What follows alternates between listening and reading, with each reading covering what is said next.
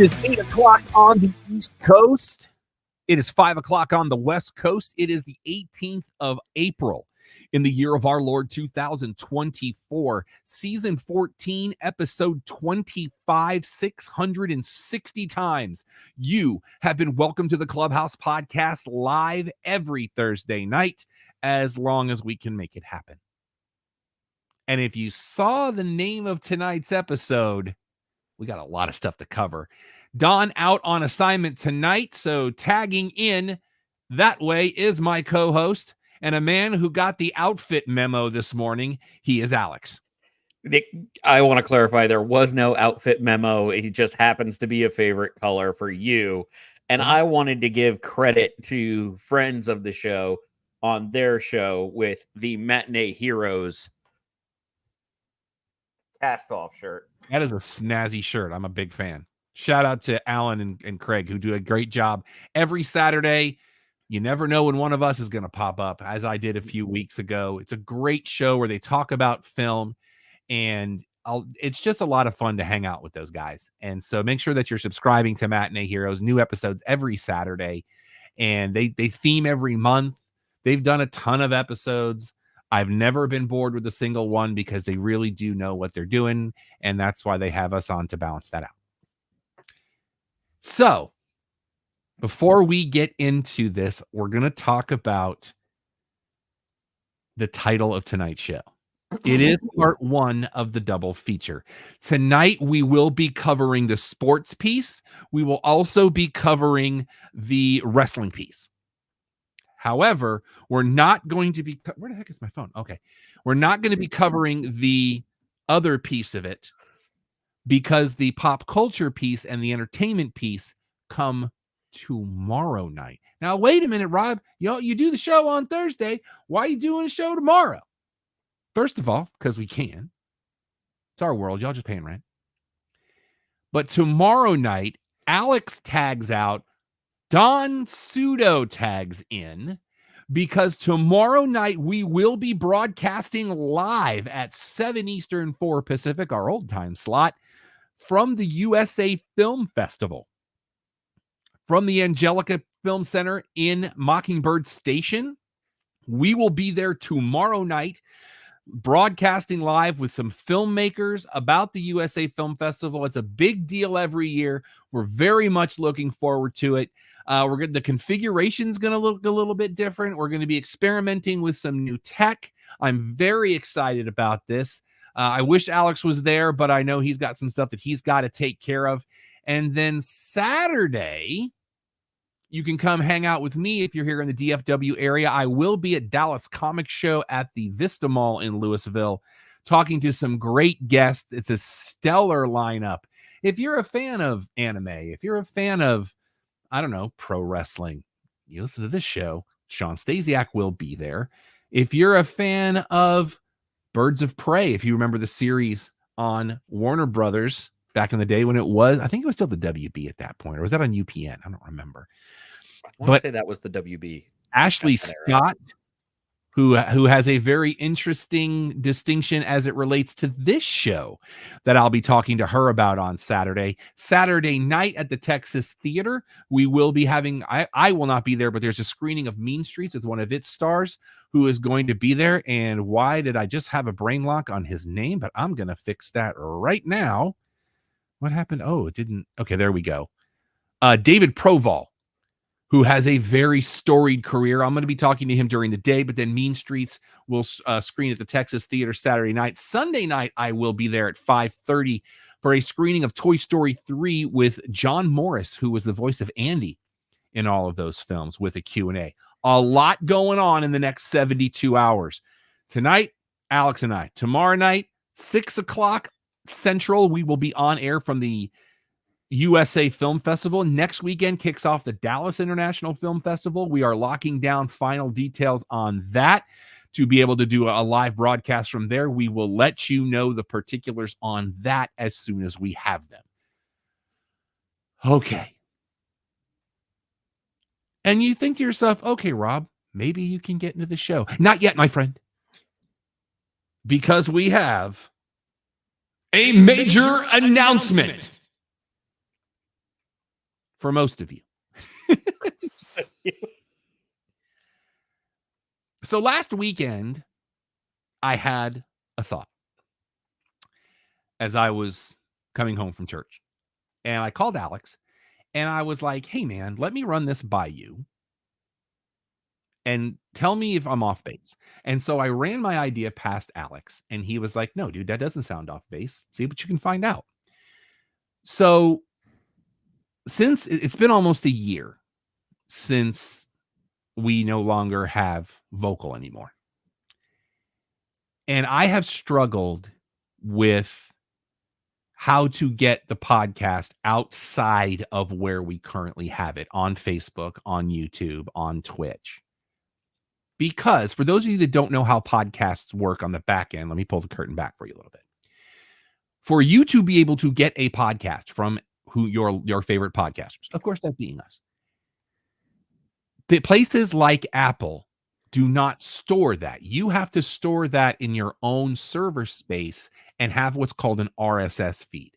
That RSS feed location, which also has to be on the internet, connects to iTunes. That is the gateway. When you find a show on iTunes and you follow it, it's that RSS feed that is stored by the hosts or whomever's producing the podcast, which is where you get the podcast from. There is a cost involved in that, as I used to absorb that cost before there was vocal. Once we had vocal, there was no need for me to do that. Now that we don't have vocal, it was a lot of me trying to figure out, okay, I want to get us back so that our members of the Empire that like to listen to the audio version, because I've always said I have the perfect face for radio, how can they get it back without me incurring more cost? Because, bills. So I have a Dropbox account and I was like, well, what would be the difference between a server at somewhere like GoDaddy and just what I already have with Dropbox? So I found out, yes, you can do that. So I found a service. It's called Jumpcast. I'm just going to put it out there. No free ads, but for a very affordable cost, they have not only helped us out with that piece of it, but they are actually writing the RSS feed for us, much in the way that I used to have another service that did that back in the day, but this is a lot easier. So our huge major announcement tonight is as follows. If you are somebody that prefers to have the audio version only of the show because you're on the go, you like to listen to podcasts in the car, we get that. You can do that now. If you up there in the QR code, Alex has added the links for Apple Podcasts, Spotify, and Amazon Music. We are on all three of those services now. We're very excited about this. Just look up the Clubhouse Podcast, look for the logo. You'll know it because Alex and my name is on there. We're very excited to announce this. So go out there, follow the podcast. We're very much looking forward to our members of the Empire. Ricardo, I see you. Thank you, brother. I'm excited. I was texting Alex like there was no tomorrow on Sunday night that I was doing all the things. And shout out to Jumpcast. They make it really easy for you to be able to produce your podcast. For $9 a month, you can actually have 2 different podcasts that they will take care of for you. Now, there are some other links within Jumpcast they have to update because Stitcher's in there. Stitcher's not a thing anymore. Google Podcasts is not a thing anymore. So just be aware of those things. But they do a fantastic job. It took me a little bit to just find everything. Once I did, it's going to be fantastic. We're looking forward to having you. And we can sort it by season. It's awesome. They did a fantastic job. Thank you, Jumpcast. Okay. Go ahead, Alex. Yep. Use the QR code. QR code's got everything. I, for once, welcome our QR lords. Let's dive in. Like I said, we're doing sports and wrestling tonight. Everything else tomorrow night from the Angelica. Come hang out at the Angelica with us. Look at Ricardo giving us the clap, clap, clap, clap, clap. Love it. Love it. And remember, when you're live with us, we've got the whether you're on Facebook, whether you're on YouTube, whether you're on Twitch, we have the live chat available and we're watching it the whole time. So we love to interact with the Empire because the Empire's cool. They said it couldn't be done. Ryan Reynolds and Rob McElhenney said, "We accept your challenge."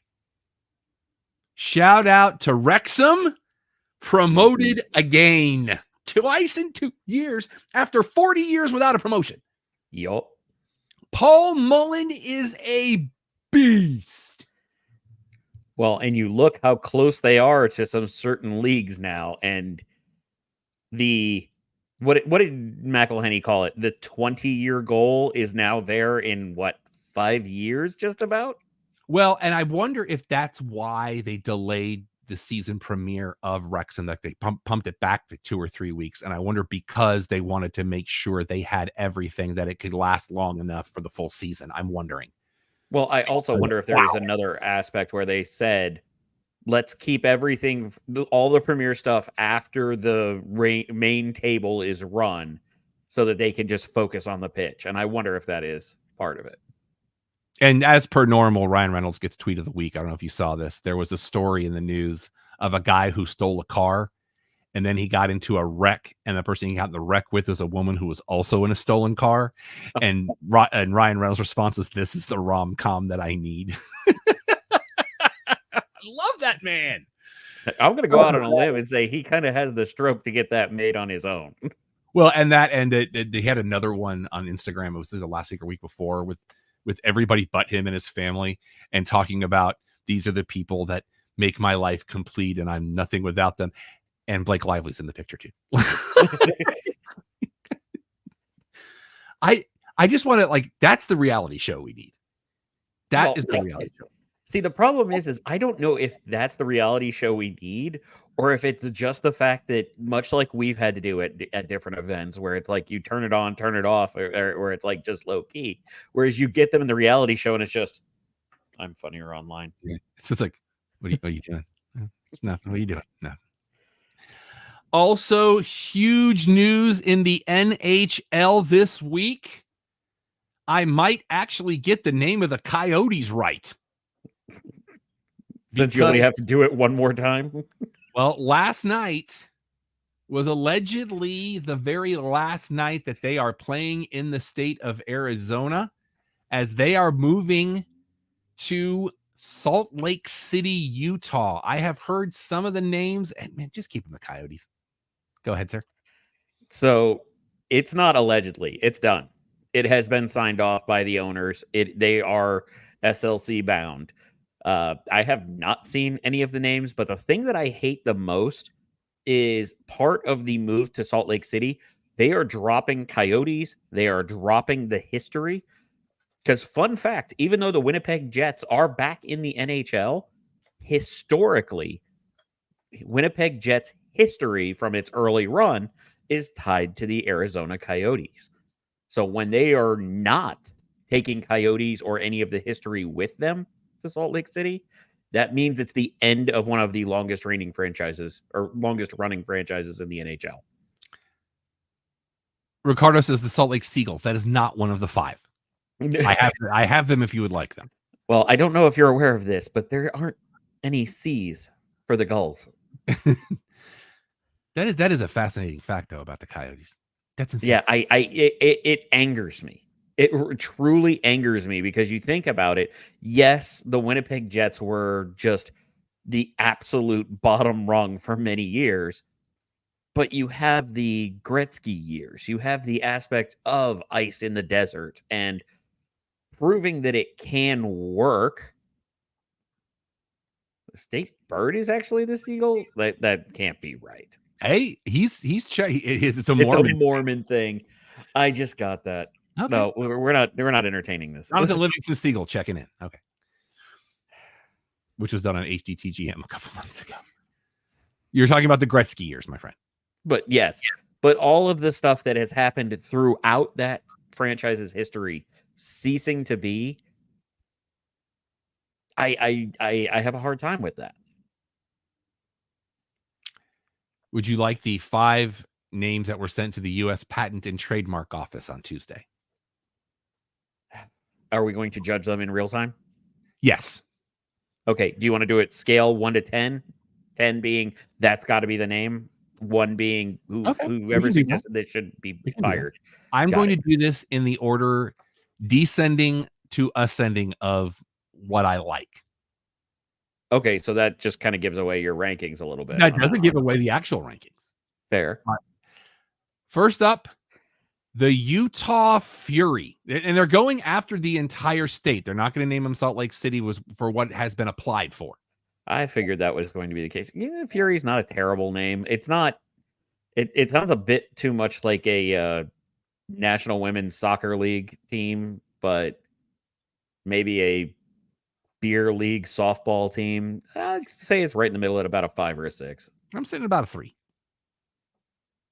And by the Well, I way, haven't this heard was what the other first ones are. reported by Detroit Hockey. I'm assuming .com because it's all one word. Mhm. Also reported by KSL Sports. Next up, the Utah Venom. I did actually see this one. I thought it was a joke. I like this one less than Fury. Would they be sponsored by an energy drink? Well, I would be more curious to be, do they get sponsored by Disney? Or Sony actually owns the rights on that one. For now. For now. Cut the check, Sony. Or cut the check, Disney. Tom Hardy just shows up at one game and goes, nah. Next up, the Utah Blizzard. Sponsored by Dairy Queen. That could get us a Yeti mascot again. That would be good. I would say, like, okay, so for me, Venom is down at like a 4. It's about where The Blizzard got to be sponsored by Dairy Queen. But it's around the 5 or 6 range. It's about where it is for me. Now, the last two are kind of 1 and 1A because they're basically the same thing. Oh, see, so basically you think they have it dialed in. It's just a matter of specifics. Well, you'll understand here in a second. Okay. And I'm going to give you both of them because I like both of them. Even though it's terminology that I connect to another sport. We have Utah HC and Utah Hockey Club. That's the same thing. Right, that's what I'm saying. It's a 1 and 1A, but it's also terminology normally reserved for another sport, being soccer or football.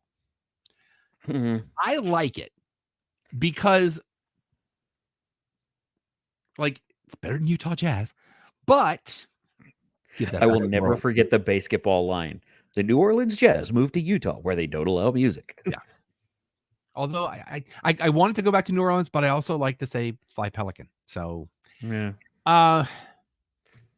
It's Do you have anything you would throw in there like that would be better? That's the problem. When you're dealing with we're in Delaware. Look at us. We're in Delaware. I don't know enough about Utah to be able to say. But sir, aren't you their governor? That doesn't mean I have to know about it. Modern politics. It just means I run things. But I like it just like I always liked Washington football team because I thought that was cool. I kind of I have to say, Ricardo, that's a no-go. That's already trademarked. Yes, but Gila Monsters are already trademarked for the Vegas Golden Knights. I mean, we're gonna see what it's gonna be. Apparently, they were playing in an arena called the Mullet Arena at one point. Yeah.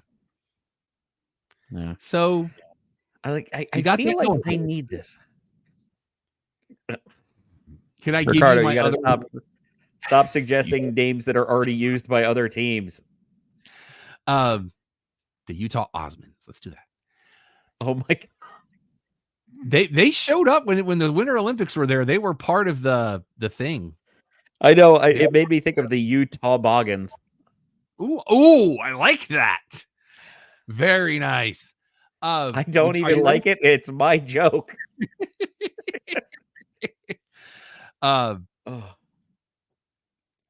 Would you like your other wheels off stat about the NHL playoffs? Hit me because I love wheels off NHL stats since there's no wheels. So the other night, the Capitals are playing the Red Wings. Okay. The Flyers, can't remember who they were playing. But Tortorella pulls his goalie to try to win in regulation to get them to the playoffs. The other team scores an open netter. Oh. What Tortorella didn't know is that 30 seconds earlier, by Detroit winning, both of the other teams were eliminated from the playoffs, so it didn't matter. And Washington gets in. Here's the stat, though. And it ties to North America's favorite game show. Mm-hmm. The Washington Capitals at a minus 37 is the lowest goal differential for an NHL playoff team since I was a senior in high school. 33 years ago. I wasn't going to say it. I had a separate comparison that I was letting lie. Salt Lake City Supersonics. I feel like I need to mute him for a while now. No, we need it. So, to me, that's crazy. Yeah, it's one of those things with the NHL. You do what you think is best. And as much as people are hating on Tortorella right now, the man has earned his flowers as a coach. It's just been a little bit. Yeah. But I mean, plus he's focusing on the game that's in front of him. Yeah. Trying to get in the playoffs. He's not checking his phone. You know, he doesn't have people in his ear going, don't worry about it. Doesn't matter anyway. Actually, I don't think they're allowed to have that kind of contact. All they have is the out of town, like on other sports. Yeah. And he's focusing on the ice. Mm-hmm. Would you like to give your final prediction for North America's favorite game show? Because I got it on the screen. You know what? It's a game of one. So take the shot. What? I'm sorry. What is the final goal differential for the San Jose Sharks? Give me an even 140, minus 140. Okay. Let me give you who's close to them. And close in quotations, right? The worst in the Eastern Conference is the Columbus Blue Jackets at minus 63. Minus 63. Remember that. In the Western Conference, Anaheim at minus 94. The Blackhawks at minus 110. Mm-hmm. The San Jose Sharks still have a game to play tonight because tonight is the actual last night of the regular season. Mm-hmm. They are currently 19-53-9. They are 50 points 19-53-9. You heard that correctly. They are 50 points below the red line. They are 11-25-5 at home. They are 8-28-4 on the road. That's fairly consistent. Bad, but consistent. You did come up under. Okay. Because remember, last week it was 136. It was 137. 137. It's now minus 146. Oh my. That's only like 3 games. That's mailing it in. That point, you're just like, just score. We're good with it. No, that's like, okay, we're not going to be able to celebrate anything, but you better believe those ads next season are going to be like, hey, do you like scoring? It may not be us, but come on down to the Shark Tank. So we had 10 teams finish above the century mark. I did read that in 2017 we had 11. Okay. So what we thought was an anomaly may or may not be. I tried 3 different types of Google searches and it just kept giving me that. Yeah. So sometimes around now, Google Food does not do well because there's so many people looking up so many things for the end of the season. The NBA is still having their play-in games. Miami is garbage. Play or lose tomorrow night against Chicago, and Sacramento and Fly Pelican with Zion Williamson going out again. And then so is Jimmy Butler. Yeah, the Heat losing Jimmy Butler. So we're going to see how this goes. Right now, you've got those 2 games going on. Your other matchups in the Eastern Conference, Cleveland will take on Orlando. Milwaukee will take on Indiana. Congratulations to the Pacers. And the Knicks will take on Philly. which will be, I think, a fun series to watch. In the Western Conference, the Clippers will take on Dallas, Minnesota will take on the Suns, and Denver and the Lakers. So you got that going for you, which is nice. Would you like the most, as you would put it, wheels off stat from the NBA season? Please do. So during North America's favorite game show, we would kind of, if you could see it in one light, bag on the San Jose Sharks for being terrible. Mhm. What we have seen is Detroit has been all-time terrible this season in the NBA. I would love to know, go back a year prior from today, and if somebody had placed a bet that the Detroit Pistons would have the identical amount of wins to the Detroit Lions on the season, I would have loved to know what those odds were. Wow. That is fantastic. Both teams won 14 games this season. That is outstanding. Now I am so glad I didn't tell you in pre-show. This is why I don't want you to tell me these things. I saw that and it broke my brain. I was like, hold on a second. 14-68. Uh-huh. And I believe, there's one team worse point differential than them in two in the Eastern Conference, because their point differential was a minus 9.1.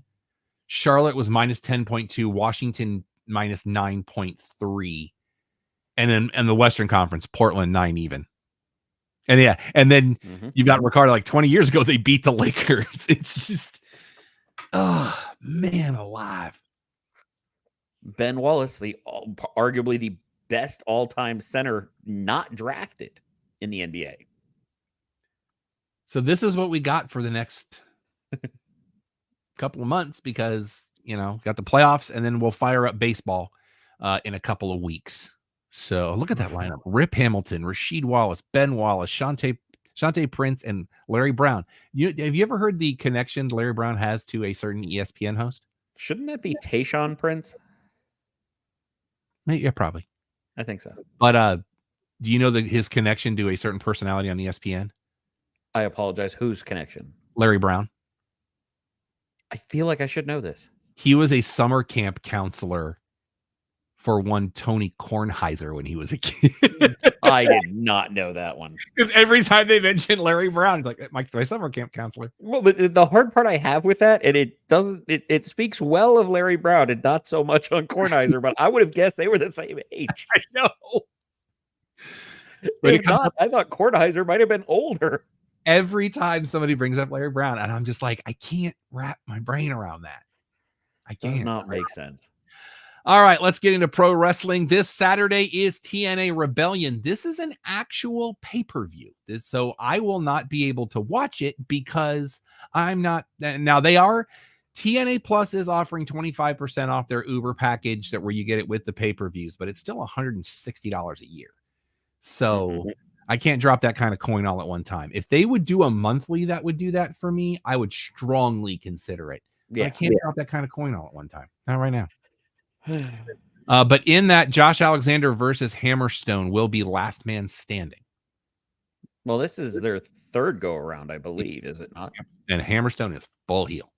Oh yeah, and a lot of people have been liking what has been going on between Hammerstone and Alexander, but we've known those two guys know how to go for years. And our best to Matt Cardona. He had pec surgery today. He did come through the surgery, but he's going to be out for a while. So. Which, unfortunately, it looked like he was getting set up for a major program in a couple of the indie markets that he had to tell them that he couldn't go because of what was found to be a torn pec. Let's talk AEW first, because I got less to talk about there. I think you just described the state of professional wrestling right now. You're not wrong. Congratulations to Ruby Soho. After they went off Dynamite's air last night, she did announce that she is pregnant. And allegedly, she and Angelo Parker are really a thing. And have been for a while, allegedly. All I've read. So God bless those kids. Mazel tov. Hey, if you're happy and you ain't hurting nobody, do it. Have you seen your latest All Elite Wrestling signing? A legend. has I signed don't with All Elite I Wrestling. don't know that I have seen this, but I am worried. Well, he should be worried at pay-per-views. Carlos Cabrera is All Elite. So watch your announce table, my friend. Okay, I did see this. Yeah, I thought you were going somewhere else with it. But yeah, no, I think it's great. I like him. I always like watch. I can't, of course, I don't speak Spanish, but watching them react to things at ringside, guy's a legend. It's And the I'm here energy. It's the Yeah. energy. fully I here mean, for it. I don't know if you did it, but I used to turn on Telemundo and watch AAA or whatever we were getting over from Puerto Rico. And I was like, no, I don't understand 95% of these words, but they're having fun, and so am I. Did you spent time in the same section of the country I did growing up, but there was a show that Mhm. was PBS back in the day that actually helped me learn some Spanish because Okay. half the show was in Spanish and half of it was in English. It was like a sitcom. It was called Que Pasa USA. I do remember that. I did not watch it though. It took me Ricardo says there's another signing. If it's who I think you're referring to, I have not heard that on an official level. I've heard that it is all but done. Mm-hmm. Oh, he's talking about Rob Schamberger. Yes, I did read that he's Yes. actually doing art for that dude does amazing work. Yes, love he it. does. But there, yeah, I was thinking he was talking about somebody's that might be in the ring. Yes, and that's like you said, everything but the ink signed. Yep. But the other one that I noticed, interestingly enough, during Dynamite, did you? And I apologize if I'm jumping too far ahead. Oh, you're good. Did you happen to notice who Swerve landed on in the group of security guards? I didn't. I only saw the end of that spot, but you know how much I detest that spot, right? Oh, I 100% agree with you on The that. way he did it was cool because it wasn't, I'm just going to fall on everybody. Like he did a full out split, like letting you know, I am taking out everybody. I don't care. I like the way he did it. Don't do it a lot, but I like the way he did it. But his main crash pad, former MLW National Open Weight Champion Calvin Tankman. Oh, wow. I haven't heard that. So if you go back and look at it, Tankman is the one that's holding everybody together, but only looking away from the ring while the other security guard tells him the spot. Oh, and also back to TNA for a second. There is a new member of the Rascals. Hmm. Did you see this? No. I think you'll be impressed. But I don't dig the Rascals thing. Well, but given who it is, I know that you enjoyed his work somewhere else. Myron Reed is a member of the Rascals now. Okay. He is actually floated through with the Rascals in other places. So that's not surprising of him officially being, let's call him the Wesley replacement. Yeah. But I like him. No, he's a great worker. Mm-hmm. Let's see. Dynasty is this Sunday. Mm-hmm. I'm conflicted. I'm intrigued. I'm not going to be home in time to really watch any of it because I'm not staying up till, past midnight. Because by the time I get home and fire it up, even if I bought it, they do 4-hour pay-per-views. So that's a long night.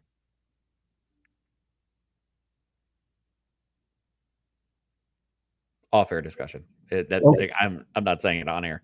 Okay, fair enough. Congratulations to Jon Moxley. He is your IWGP Heavyweight Champion after New Japan's Windy City Riot. The pictures of him and Renee backstage are wonderful. You know what the funny thing is? I can't put my finger on it, but that title looks legit on Moxley, where it looked like a trinket on Naito and Okada, and even to an extent on Ospreay, and definitely on Sonata. It looks like a legitimate title rather than just a belt you buy for kids. I can't argue with what Ricardo's saying. The matches he's interested in: Danielson versus Ospreay, of course, and Joe Swerve. Like, there's really nothing else on that card that makes me go, okay. I gotta be totally honest. This card has me. It absolutely has me in almost every match. Fair enough.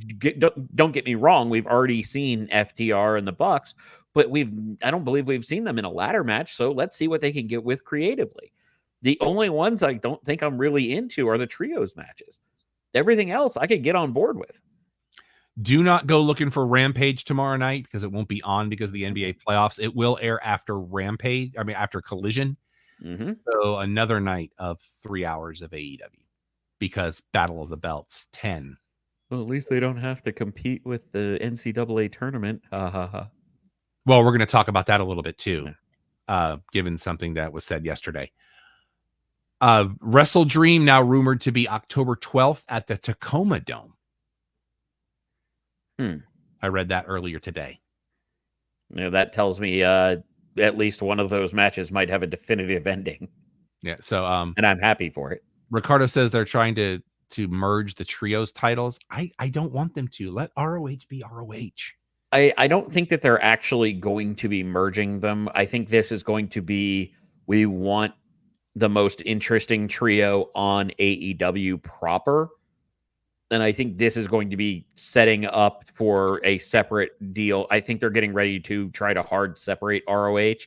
And because Bang Bang Gang and the Acclaimed are definitively AEW property in that scope, because that's where they appear more often, I think we're about to get a wholesale separation for ROH, which is why we have Mark with the world title, Athena, who doesn't pop on AEW virtually ever, as the women's, Billy Stark's in the same vote. I think they're going to try and hard line separate ROH here in the not too distant future, because whoever wins that match will wind up being the AEW trios, and then they'll have something else that they set up for ROH where they get to hotshot some younger talent. And you've also got the Kingdom as the tag champs. Very true. And then you've got Kyle Fletcher, I believe, is currently the TV title. Yeah. The only note I have this week comes from Dynamite. There was a sign in the crowd that said "tickle him." That is gimmick infringement. I will not stand for it. Your attorneys will be contacted. Right. There is one other thing. I don't know if I feel like I've mentioned this before, but maybe I haven't. They've got to change the opening from Joe's theme, because every time I hear it, I want to go boom, boom, boom, boom, boom, boom, do do do do do do do do do do do do do do do do do, because it sounds like the opening from Donkey Kong.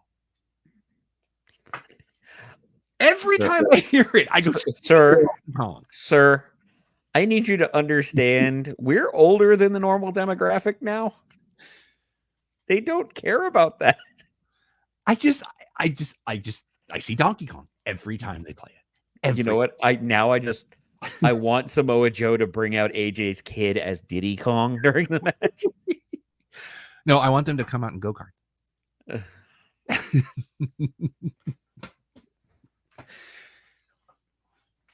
And for those of you that didn't think about it before, you're welcome. I'm just saying. Let's get into WWE news. I was like, that piece of it. Interesting comments yesterday from Nick Khan, referring to the Big Five. So we are now counting Money in the Bank. He has said going forward, the Big Five being the Rumble, SummerSlam, Mania, Survivor Series, and Money in the Bank will only either be in America or Canada. Oh, really? Yep. He has said that they need to plan better. He said you will not see a day where Mania is being held in an East Coast open air stadium in April. He said you will no longer see a day where they're running a show against the Final Four. They are going to be taking a lot more time planning when they're the majors. That's what I've always called them. And I agree with adding Money in the Bank to that list. Because if I'm not going to get a real Night of Champions, I will take Money in the Bank as a substitute. Did you see the other part of that quote from Nick Khan, though? I may have, but go ahead. The talk of moving Mania to May.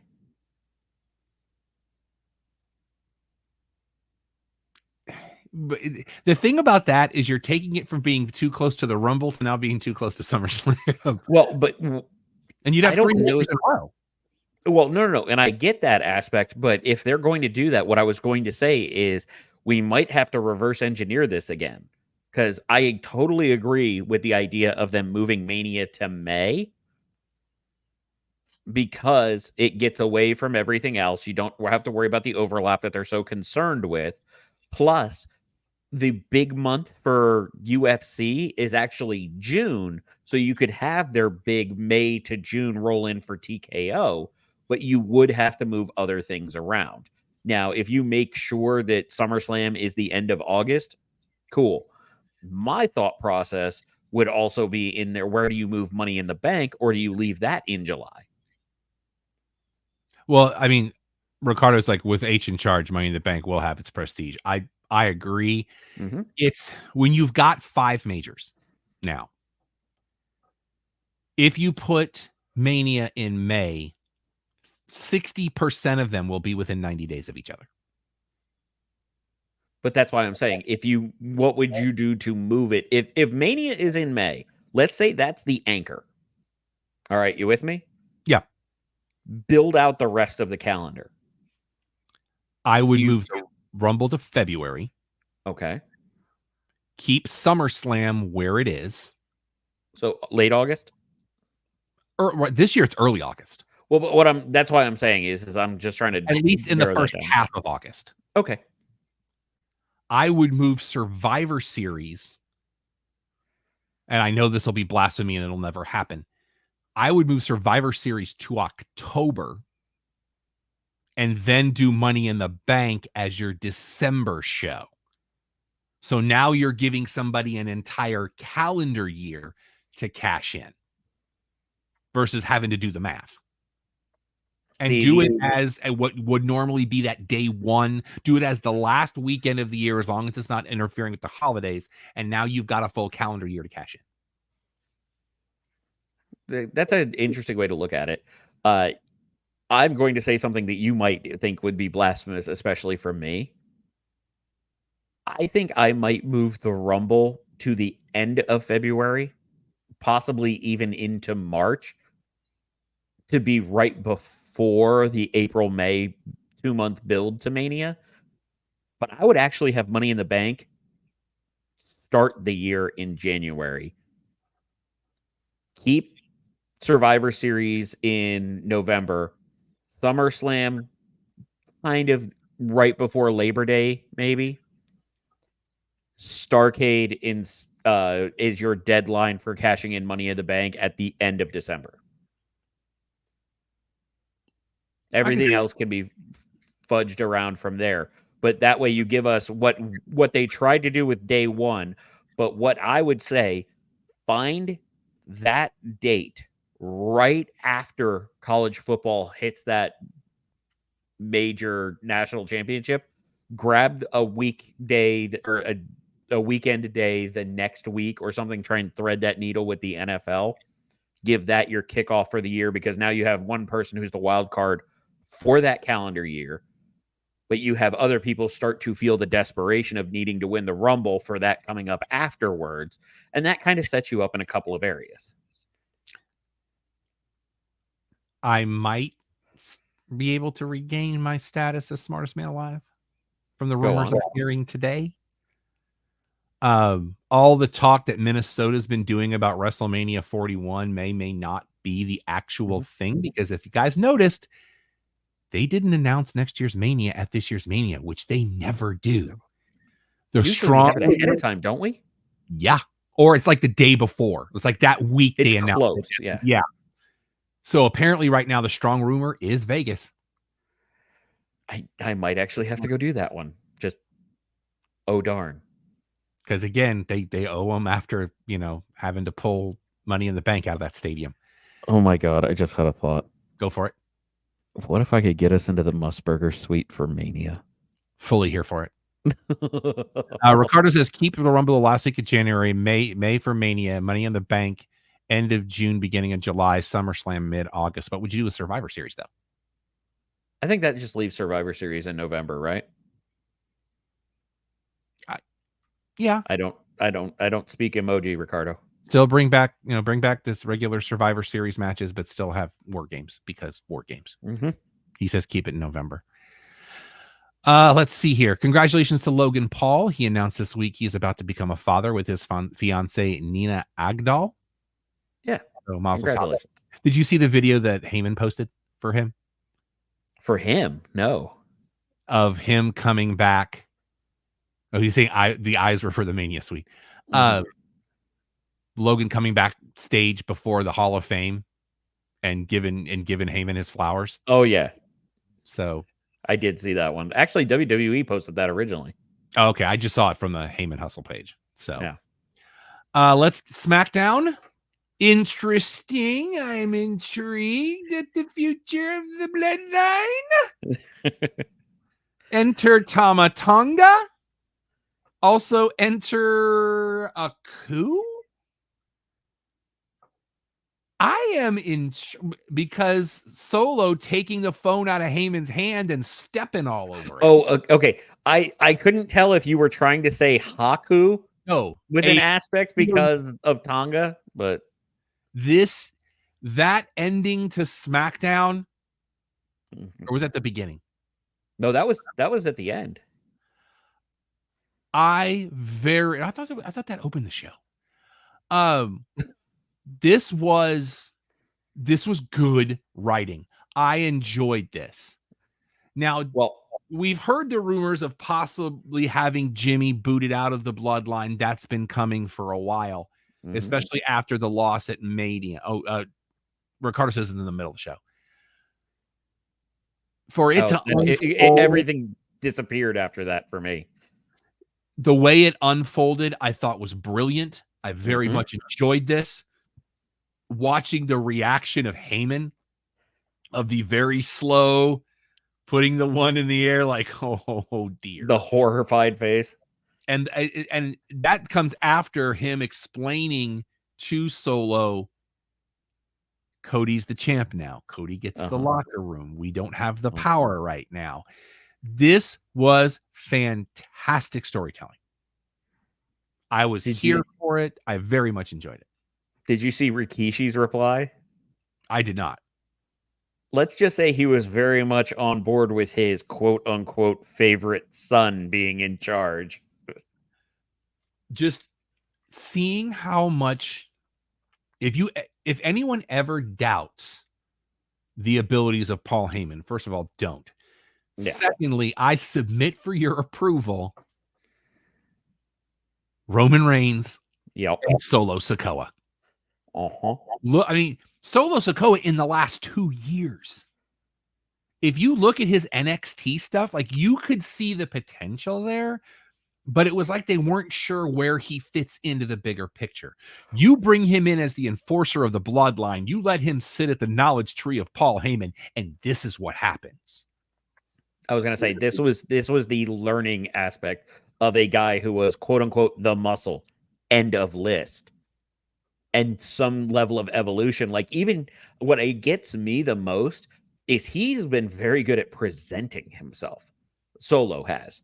He's been very good at conveying with just looks, which is so hard for so many people, especially when they come from a wrestling family who are like, drill the techniques, drill the techniques, drill the techniques, sell, sell, sell. But there's a little bit of the level of acting to it. And where I really think this is going to be the slow build to Survivor Series, where I wonder if Roman will be back by then. And I am saying it that way because I expect him to return at SummerSlam, but I don't know how this organization shakes out. I think we're going to have maybe all the way to then for the Usos to unite at SummerSlam, to reunite, where obviously they can get torn asunder by the Samoan werewolf, which I cannot wait for.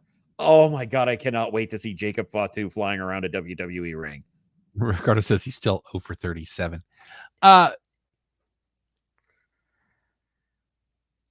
Do you see a situation of old bloodline versus new bloodline? Interestingly enough, I don't know if that's a fair statement, because if I was grasping at what I think is likely to happen. I think you would have Rock on a heel side and Roman as a returning hero to save the Usos as your square up of Rock with an extra person, Roman with the Usos, but then where is your extra? Because there's another part of me that wonders if when is Zilla freed up, because him and Jacob were working together at Reality and in various stops. But how do you balance it out? Or do you wind up, and follow me on this one, freshly off losing the IC title and directionless again, a face bloodline is reunited by Sami Zayn. And that's your face side of the bloodline to face Rock, Solo, Tama, and Jacob. Ricardo says NWO versus Wolfpack redo without the chaos. Without somebody looking very red in the face? This Friday, tomorrow night, we will have AJ Styles versus LA Knight to determine the number one contender for Backlash France. Oh, yeah. Samoan War Games. I'm fully here for that. Oh, I think that goes on without without expectation, yeah. So to take on Cody, I want LA Knight to get the shine. I don't know that this is the time. And plus, you've got AJ Styles full heel. Mm-hmm. Did you see the picture comparison with Cody and the way he's carrying the belt? I've seen many of them, and I caught it before the pictures came up because somebody who I will not throw under the bus asked me, like, does he not even know how to wear a belt? I was like, you need to learn your history. Let's see. From Raw, before we get off of that, it's 100% AJ Styles. I think it's a foregone conclusion. AJ Styles at this stage of his career puts on amazing matches, but makes the other person look good. On Raw, we know that Rhea Ripley is injured. We want to be clear. I would like to be clear. I don't know what your stance is here. From everything I have read, this was not Liv Morgan's fault. It was result. Some are saying it was a result of that spot that Rhea turned the wrong way and hurt her shoulder. So people that are trying to throw her under a bus, let's tap the brake just a little bit. If she had gone one more day, she would have beaten Bayley for the longest reign with that belt. Now, here's my real issue with this. AC joints can be upwards of 4 to 6 months. But we've also had ones where people have come back in 2 or 3. If there's a chance, and follow me on the math, that Rhea's back by Money in the Bank or SummerSlam, don't you just keep it on her and let the division fight itself out and let her just be Queen Mommy? I mean, we've done it before with other titles. Yeah, but I think what they're trying, in my opinion, and I have this nothing to be based on, but just my gut. I think they're really trying to, in this, I hate using the word new era because they're killing it. They're trying to keep the champions active. And I can understand that. And I get it, but she's never face in this scope. I do believe it's to me, it's a foregone conclusion that when she comes back and she's 100%, she's in the title hunt very quickly, kind of like Charlotte. Charlotte came back, got the belt right away. I think we do the same thing with Rhea. I saw another interesting note on that one. Go ahead. That this could be a blessing in disguise because Rhea is so far better than a very good women's division. I'm not saying that this is a knock on the women's division at all, but Rhea Ripley is so good. I have seen some things where H is talking about possibly giving her a shot with the IC title or something like that. And you know what? I'm kind of interested. She is a generational talent. No doubt. Absolutely. I can say that with no reservations. But there's also some other aspects you'd have to be okay with male versus female in that kind of a match for the IC aspect, but I would not put it past them because you know what? I know we've had this discussion, these apples and oranges. I don't know that I wouldn't put Rhea as the best women's performer ever already. She's definitely cream of the crop in this generation, no doubt. Jackson is coming by to say hello. Ricardo says biggest pop after at either SummerSlam or Survivor Series. Hold her off till the bigger shows. I really with the tail. That's what we're doing. It's all going to depend on where things are at once she's 100%, because I could see them taking their time. And I'm not saying I agree with this, but I kind of am here for it a little bit. Wait till January and have her on the first Raw on Netflix. That's an interesting way to go about it. That's a long stretch, and you'd make sure she was healthy. But there's also another part of me, and it's weird to put it in this context. I kind of see her in the same vein as I see MJF. He's not appearing on AEW, so they're missing their best product. If Rhea is missing for that long in WWE, I think they can weather that storm, but I don't know that I would want them to. Like I said, I'm not fully here for it, but it would be pretty cool. Well, I was going to say come in hot. An idea that I want your feedback on. Okay, Jackson, what are you doing?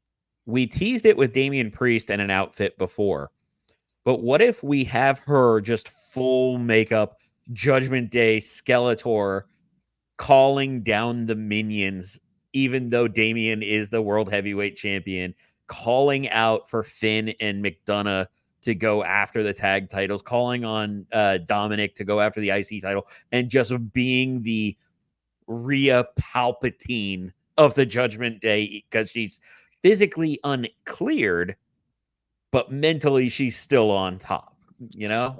Something tag teams. Sorry. But you get what I mean. Let her be the evil overlord of the Judgment Day. I'm here for it. Like she is ratings. Let's call it for what it is. Rhea Ripley equals ratings. Well, I have a selfish booking in my mind that I want to happen, but boy, would it be a death knell for somebody else. Go for it. I want Rhea to... Okay, let's say Rhea goes away.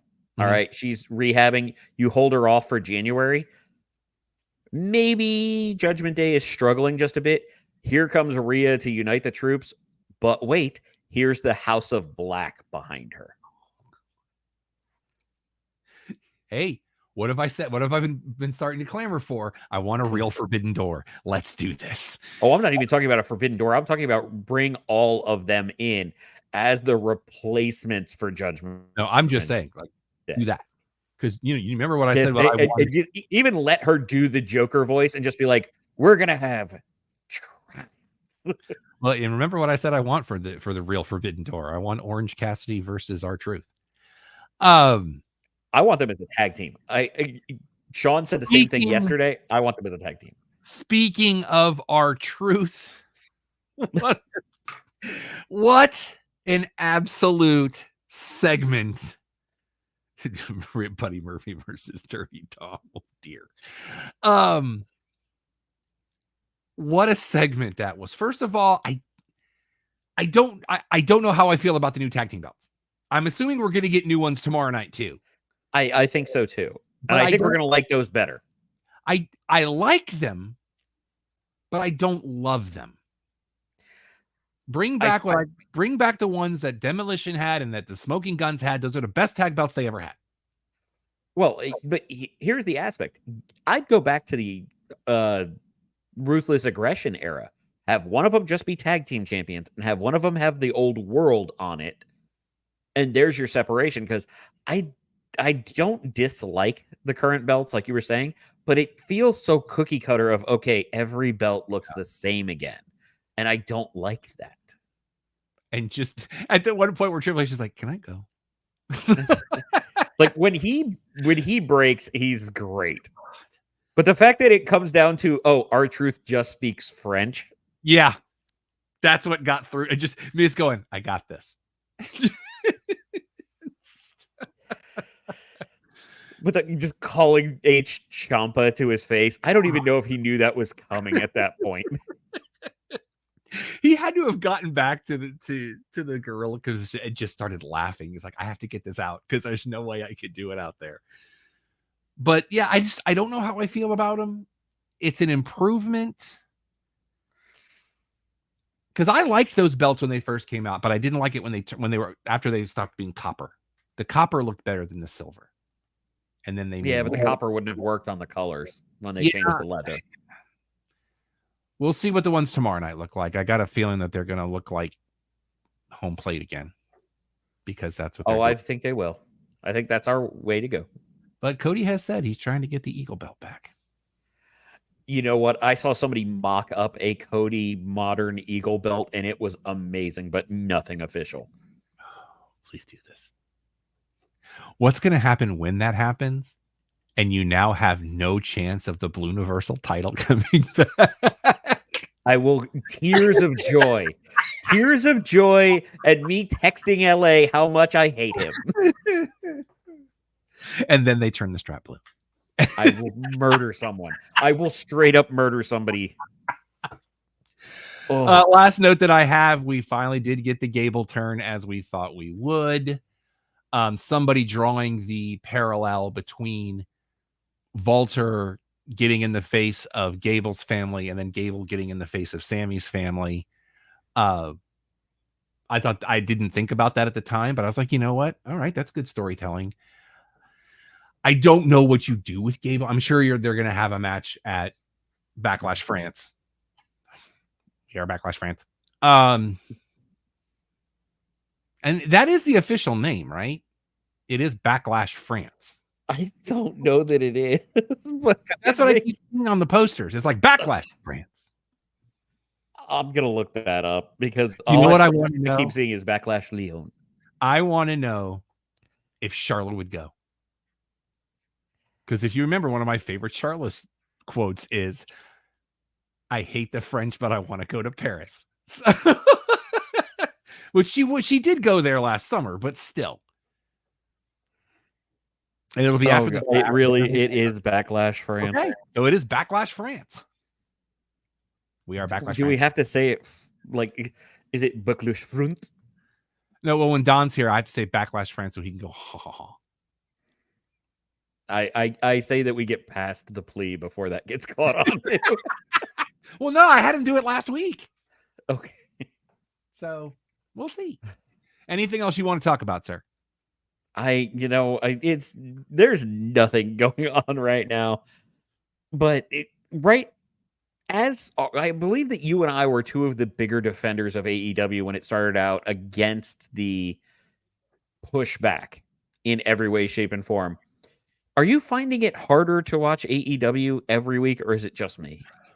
I don't know that I'm finding it harder to watch. By the way, great booking by Ricardo. Have Sammy tap at Gable, doesn't let go, reverse the definite, and then the next plea. I give Sammy a run with this, but I like the booking. I can't say it's harder for me to watch AEW. It's getting harder to defend it. Yeah. Like, again, hear me, AEW. Let FTR win on Sunday. I don't think that's because I don't need all elite wrestling again. I will say that the Bucks last night, that was the easiest version of them to deal with in this chapter. With them just interrupting the package and then doing the thing. Like, I kind of dug Matthew also commenting during the match. Nobody will ever be Booker T. No, that's what I'm saying. But it worked better than I expected it to. Let me clarify that. But when it's good, it's really good. And then there's other times where I'm like, I can walk away for 40 minutes and I'll be fine. It's feeling like the worst parts of the Attitude Era to me, where it's like, all right, we got Stone Cold, we got Undertaker, we got bra and panties match, I'm out.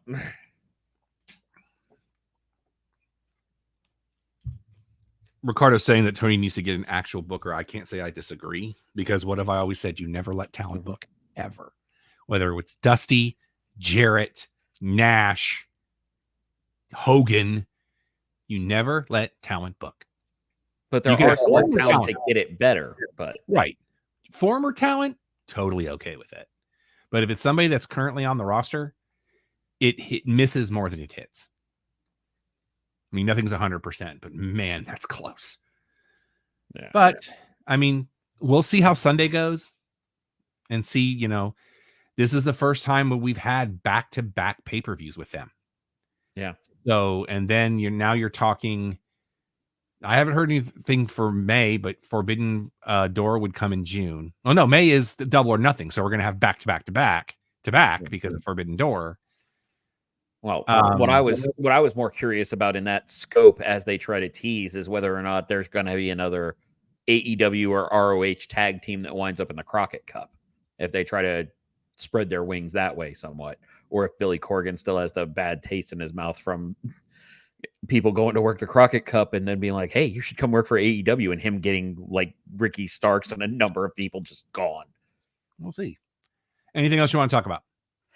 I think we've covered everything. Just because we have a shorter show tonight, but we do have everything getting covered tomorrow during the film festival.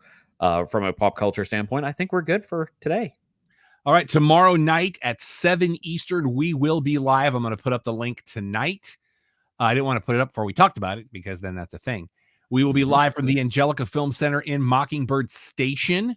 Come hang out with us for this. The USA Film Festival will be on promptly at 7 Eastern. And they actually, I'm sure you saw the email, Alex. They gave us a schedule of who the guests are going to be. So we're going to have about 30 minutes probably to get settled. And then we've got back-to-back guests. I'm very excited to have some filmmakers on with us. And then Saturday, come out to Dallas Comic Show. Come hang out with me. I'll be doing panels all day. By the way, the cosplay contest will be dedicated to the memory of friend of the show, Daniel Calhoun. I'm glad that Mark's doing that. Mark's good people. And then Sunday night, I will be hosting a screening of Toy Story 3 with John Morris. Saturday night will be Mean Streets, which is a great film. And it's that guy's second credit ever on IMDb, which is crazy to consider because when you look at his body of work, it's ridiculous. David Proval is, I can't wait to sit down with him. It's going to be awesome. You can go to DallasComicShow.com for the full schedule, and it's not an expensive show. Mark keeps his costs very low. There's going to be some awesome vendors. There's going to be a ton of artists. Sam Lofty, Mark Brooks, Nick Pitara, Lauren Wright, Matthew Wade, Ariel Diaz, Andy Landing. All comic book artists going to be there. We've also got a Q&A with the cast of a very hot anime right now. I want to make sure I get this right, where I will be sitting down with them as I'm still scrolling through that. And that's so we're going to have the first one's going to be him, and then we have Ashley Scott, and then we have the cast from Heaven Official's Blessing. I get that screwed up. 5 of the voice actors from that will be with us, and then Muriel Farion, I believe I said that right. She is actually the person that created Strawberry Shortcake. Oh wow, the character, not the dish. And she's got a great story to tell as well. Lots going on this weekend. And then next weekend, we got the Dallas International Film Festival running for about a week and a half. And we're going to get the final details for that ironed out, hopefully in the next few days. So we'll tell you when we're hoping to be live from the Dallas International Film Festival taking place in Uptown. Looking forward to tomorrow night. We're going to experiment with some cool tech and stuff. Make sure you follow us on all the things. QR codes over there. But you also want to go to www.theclubhousepodcast.com, where you currently will see reviews. Don has reviewed Abigail for us, and all 3 of us have our reviews for the Ministry of Ungentlemanly Warfare. That's a pain to type multiple times. That's all I'm saying. You can follow me on all your social medias if you would like. Everything is Yes That Rob Irvin. That is spelled ERVIN. I'm Vexploit on all social media. If you'd like to help out the show, please go to ProWrestlingTees.com/TheCheapPopcast or follow the QR code. It's the one that's flashing at you. Got a lot of different color options, a lot of different shirt options within there. If you happen to be an artist and have any suggestions on any alterations, or even would like to submit your own artwork, I pay you 100% if any of your shirts sell. That's been the deal always. If you want to send me any designs that you want to put in there, I am Alex at theclubhousepodcast.com.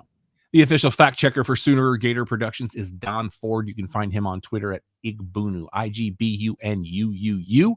And if you are interested in us having a live remote show at your particular establishment, we love doing remote shows. You can email him. He is Don at theclubhousepodcast.com. You can email me questions, comments, concerns. Tell me to go pound sand. I am Rob at theclubhousepodcast.com. See a pattern forming. Charlotte Marshall's on Pinterest because we are always morally obligated to do that. Have a good night, Ricardo. Our normal show every Thursday night, 8 Eastern, 5 Pacific, your one-stop shop normally for all things sports, entertainment, pop culture, and pro wrestling. But we've got the double feature this week. I will see you tomorrow night. I'm sure Alex will be checking in with us as well from an undisclosed location. Mm-hmm. We love you guys hanging out. And remember, we are now on Apple Podcasts. We are now on Amazon Music, and we are now on Spotify. I am so excited. This episode going up fairly quickly tonight. So until next time, for Alex, for Don, for the Empire, I'm Rob. Clubhouse is closed. Brittany Palmer is just hanging out. She was actually just hanging, watching you last week, which had to be great for her. I got it. I'm not in the right place to hit the thing. Hold on. Now I'm here.